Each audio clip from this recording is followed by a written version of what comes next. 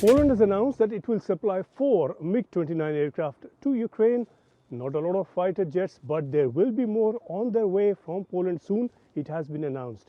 Bearing in mind that Ukraine already has an estimated 43 MiG-29s that its Air Force has used very effectively, an addition of 4 now with more to follow, about 20 or so over the next few weeks, could enhance Ukraine's air defense significantly.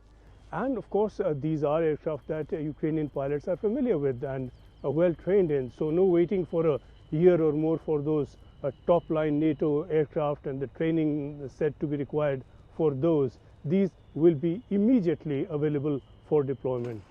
It is Poland that started the first Leopard 2 tanks rolling into Ukraine after long resistance from leading NATO countries, and the first lot are there already and in the process of being deployed now.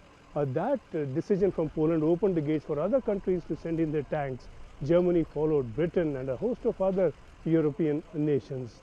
That pattern could well now repeat itself with fighter jets. The Dutch have indicated very firmly that they are more than willing, in fact very keen to send their F-16s to Ukraine. It's all adding up now to an expected new counter-offensive from Ukraine. It will have new tanks on the front and a fleet of other armored vehicles. All this will need an air cover to make it effective, and that is now on its way, and that potential offensive is now being prepared and strengthened, even if not as much or as swiftly as Ukraine would like. But clearly Ukraine is now preparing itself for attack, not for defense.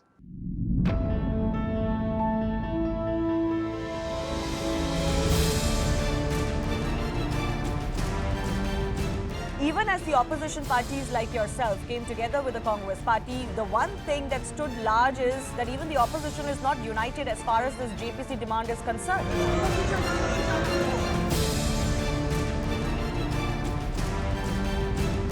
Where has it ever happened that in a directorial debut, you win the biggest ever award? Well, I think we're just absolutely thrilled to receive this great honor. My heart is racing, to be very honest.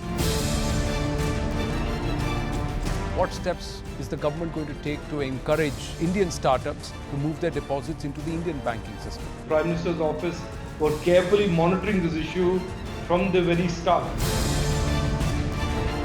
Imran Khan is doing a lot of histrionics around these two cases. The attempt to try and whip up sentiment, is that to keep himself politically relevant? Is that because he knows that this current government is unpopular?